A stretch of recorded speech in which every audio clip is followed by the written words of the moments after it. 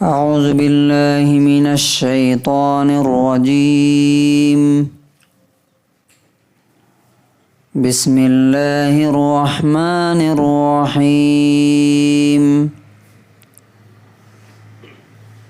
وَإِن كَانَ ذُو عُسْرَةٍ فَنَظِرَةٌ إِلَى مَيْسَرَةٍ وَأَن تَصَدَّقُوا خَيْرٌ لَكُمْ إِن كُنتُمْ تَعْلَمُونَ۔ سورہ بقرہ سورہ نمبر 2 آیت نمبر 280 280۔ اور اگر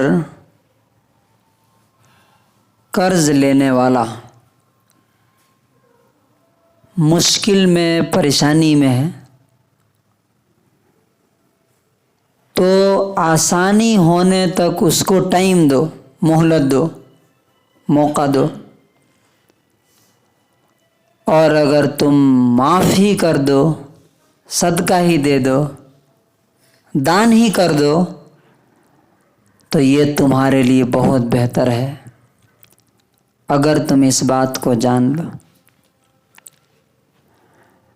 And if someone is in hardship, then let there be postponement until a time of ease. And if you give from your right as charity, it is better for you if you only knew. اب دیکھیے یہ جو تعلیم ہے نا، یہ جو teaching ہے، اگر انسان اس پہ غور کرے جو معاملات کے بارے میں دیا جا رہا ہے تو اس کا دل پکار اٹھے گا کہ یہ کوئی انسان ایسا اس لیول پہ نہیں سوچ سکتا، اتنا ہائی لیول پہ۔ اب دیکھیے کس طرح سے بات ہو رہی ہے، یعنی دو مائنڈ سیٹ دنیا میں کام کرتے ہیں، دو مینٹلٹی ہوتی ہے۔ ایک کیا ہے کہ میرا فائدہ ہو جائے، سامنے والا چاہے مرے جیے ہمیں اس سے کوئی فرق نہیں پڑتا۔ ہم نے پیسہ دیا ہے آپ کو 1,00,000 روپیہ، اس پر ہمیں 5% 10% ملنا چاہیے، چاہے آپ کے گھر میں کوئی مرا ہو، چاہے آپ بیمار ہو، کاروبار میں لگایا ہے، کاروبار چلا تب بھی اور کولیپس کر گیا تب بھی، کہیں سے ہمیں کیا کرنا ہے، آپ کو ہمیں پیسے دینے ہیں۔ اچھا، اسی لیے آپ دیکھتے ہیں کہ اگر کوئی بینک سے قرضہ لیتا ہے اور وہ دے نہیں پاتا تو کیا ہوتا ہے، وہ پورے گھر کا سامان اٹھا کر کے کیا کرتے ہیں، لے کے جاتے ہیں۔ اب اس کے مقابلے میں اللہ تعالیٰ کیا کہتا ہے، کتنا رحم دلی، مرسی، کیئرنگ اور شیئرنگ، ایک دوسرے کا خیال رکھنا، یہ اللہ تبارک و تعالیٰ، یہ دوسرا مائنڈ سیٹ ہے کہ سامنے والے کی سچویشن، اس کے حالات کیا ہیں، اپنے کو اس کی جگہ پہ رکھ کر کے دیکھو، پھر اس کے ساتھ معاملہ کرو۔ اس سے اوپر بات کی گئی تھی کہ سود تو بالکل لینا ہی نہیں ہے۔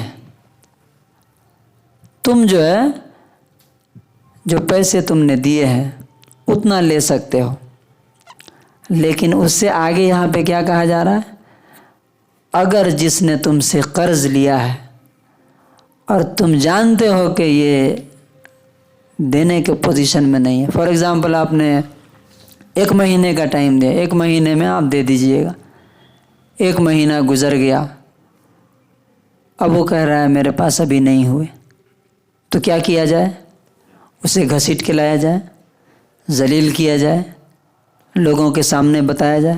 نہیں، اللہ تعالیٰ کہتا ہے کہ ٹائم دو، اسے مہلت دو۔ اور اس پر ایک بہت خوبصورت واقعہ ہے، حدیث ہے، 1561 نمبر حدیث ہے مسلم شریف کی۔ نبی صلی اللہ علیہ وسلم فرماتے ہیں کہ یہ کتنا بڑا کام ہے۔ اب ہم لوگ کیا سوچتے ہیں، نگیٹو مائنڈ رکھنے والے عام طور سے، پیسہ لے لیا نہیں دے رہا ہے، ارے اس کے پاس ہوگا، بہانہ کر رہا ہے وہ، جھوٹ بول رہا ہے وہ، آپ کو کیسے معلوم؟ ہاں آپ اپنی آنکھوں سے دیکھ رہے ہیں کہ اس کے پاس ہے تو ٹھیک ہے، لیکن آپ دیکھ بھی نہیں رہے ہیں، وہ بول رہا ہے تو یقین بھی نہیں کر رہے ہیں، یہ کیا ہے؟ تو نبی صلی اللہ علیہ وسلم نے فرمایا کہ تم سے پہلی قوم میں سے حوسب ممن کان قبلکم رجل، ایک شخص مر کے اللہ کے پاس گیا تو اللہ تعالیٰ نے پوچھا کہ تم نے کیا بھلائی کی، کیا نیکی لے کے آئے ہو؟ تو کہا میرے پاس کچھ زیادہ نیکی تو نہیں ہے، میں نے کوئی نیکی نہیں کی ہے، ہاں کنت اداین الناس، میں لوگوں کو قرضے دیتا تھا، فآمر فتیانی، تو میں اپنے نوکروں کو حکم دیتا تھا کہ جو لوگ آسانی سے دے دیں لے لو، اور جو جن کے پاس نہیں ہے، پریشان ہے، انہیں معاف کر دو۔ تو اللہ تبارک و تعالیٰ نے کیا کہا؟ انا احق بذالک منہ، تم لوگوں کو معاف کرتے تھے تو تم سے زیادہ معاف کرنے کا حق تو مجھے ہے، تجاوزوا عنہ، فرشتوں اسے بھی معاف کر دو۔ کیوں؟ ٹٹ فار ٹیٹ، آپ جیسا کرتے ہیں ویسا آپ کے ساتھ کیا جاتا ہے۔ اچھا یہ پہلی قوم کا ہی نہیں ہے، ہمارے اس قوم میں بھی اس طرح کے بہت سارے واقعات ہوئے ہیں، صحابہ کرام، نبی صلی اللہ علیہ وسلم۔ اسی مسلم شریف کی 1563 نمبر حدیث ہے،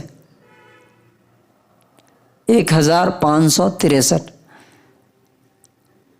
حضرت ابو قتادہ رضی اللہ عنہ مشہور صحابی ہیں،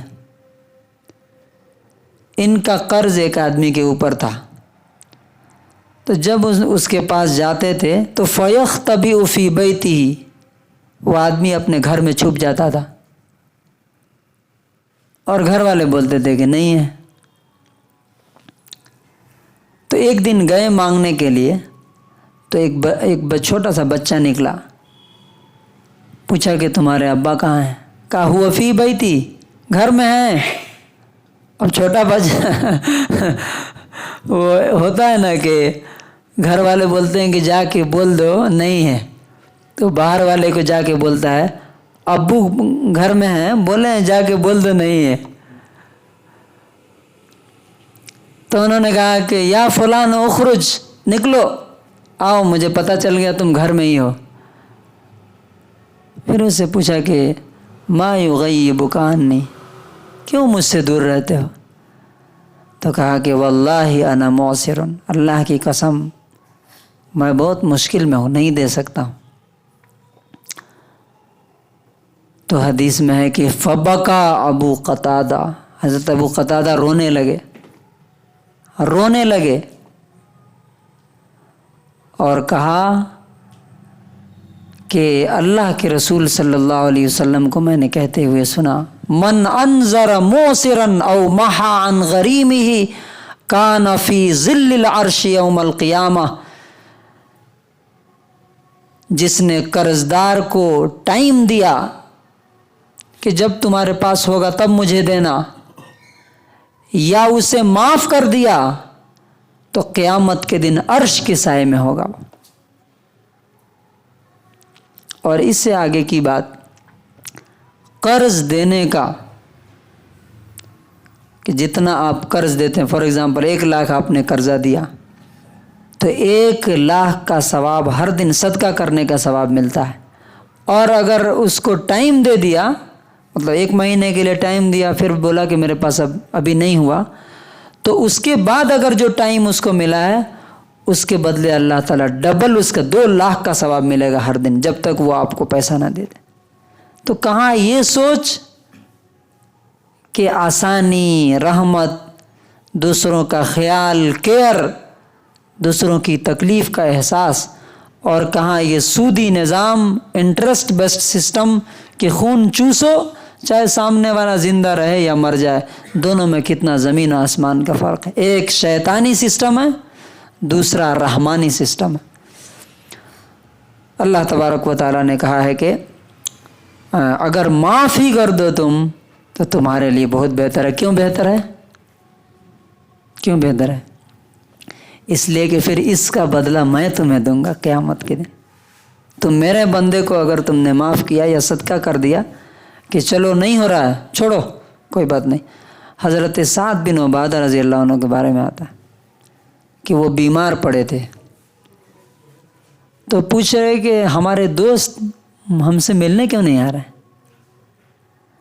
تو کہا کہ معلوم نہ آپ کے قرضے ہیں، مالدار آدمی تھے، پیسے والے تھے، مدینے کے ٹاپ لیول کے لوگوں میں سے تھے،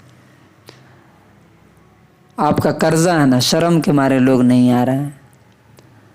تو کہا اللہ تعالیٰ اس مال کو ذلیل کرے جس نے میرے بھائیوں کو مجھ سے دور کر دیا. اعلان کرو کہ جس پر میرا قرضہ ہے سب معاف ہے. تو اس کے بعد اتنی بھیڑ ہوئی کہ ان کی سیڑھی ٹوٹ گئی. یعنی لوگ کتنا محبت کرتے تھے، وہ قرضے کی وجہ سے شرم سے نہیں آ رہے تھے. جیسے ہی اعلان ہوا کہ سب قرضے معاف، وہ محبت پھر لوٹ کے آ گئی نا. وہ تھی، وہ بیریئر تھا، بیریئر ٹوٹ گیا، سب آئے اور اتنی بھیڑ ہوئی کہ ان کے گھر کی سیڑھی ٹوٹ گئی. تو اللہ تبارک و تعالی ہمیں بھی اسی مینٹلٹی کے ساتھ، اسی ذہنیت کے ساتھ دوسروں کے ساتھ ہمدردی، خیر خواہی، لونگ، کیئرنگ ایٹیٹیوڈ عطا فرمائے، اور ایک دوسرے کے ساتھ دنیا میں آسانی، رحمت اور محبت کے ساتھ سلوک کرنے کی توفیق نصیب فرمائے. سبحان